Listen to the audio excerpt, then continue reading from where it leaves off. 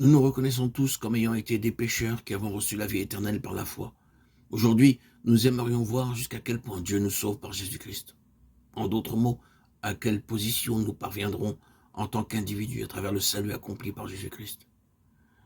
Ces dernières années, le sentiment que quelque chose n'allait pas dans ma vie chrétienne s'est emparé de moi.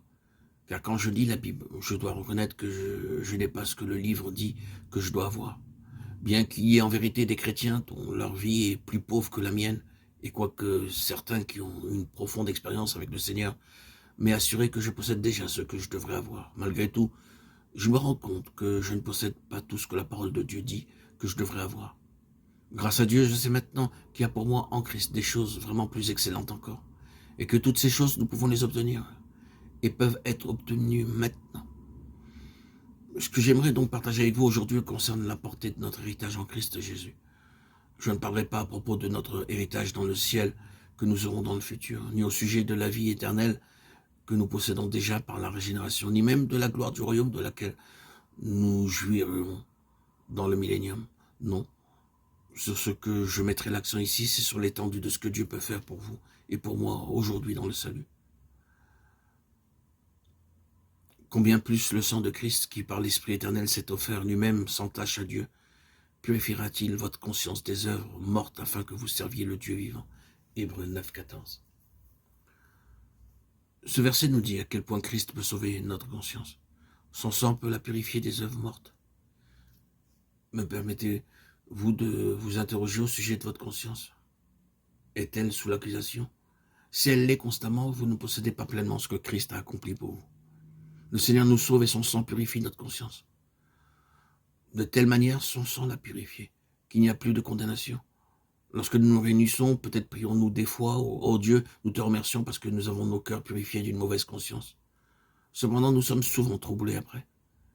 Ceci indique simplement que nous avons eu notre conscience couverte seulement, ou que parfois elle est négligée. Mais le sang du Fils de Dieu peut nous purifier. Ainsi, si notre conscience est toujours sous l'accusation, nous n'avons pas encore reçu un plein salut.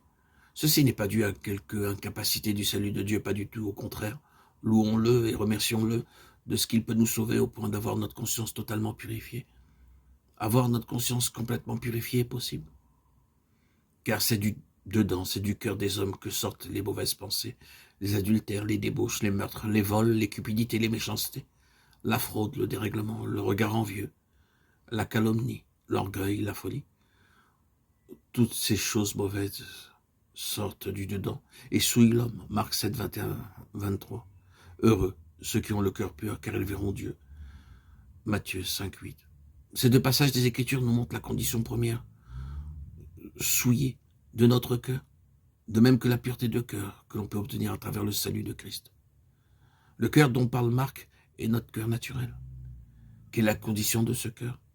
Toutes ces choses mauvaises sortent du dedans, dit le Seigneur. Oh, combien de méchanceté sortent du cœur. Mais dans l'évangile de Matthieu, nous trouvons le Seigneur déclarant heureux ceux qui ont le cœur pur. Il peut sauver le cœur et le changer de la méchanceté à la pureté. La manière d'avoir notre cœur sauvé, ce n'est pas en réprimant du dedans les méchancetés de sorte qu'elles ne sortent pas, mais par une purification à fond. Si nous essayons de couvrir ou de sceller, soit dit en passant, cela n'est pas le salut, parce que nous n'avons pas encore été sauvés jusqu'à la pureté de cœur. Nous devrions chercher à savoir devant le Seigneur combien de pensées mauvaises, de ruses et d'orgueil nous avons dans nos cœurs.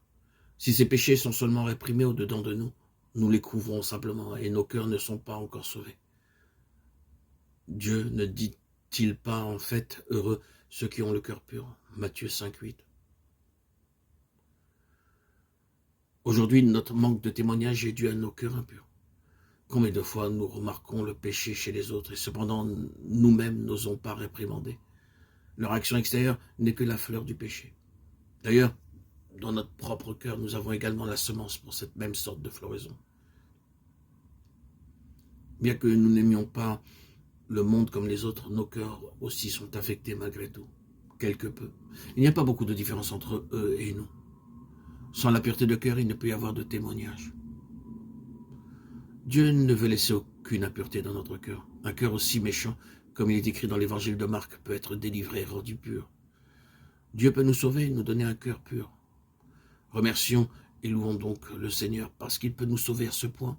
Il peut transformer un cœur mauvais en un cœur pur et bon.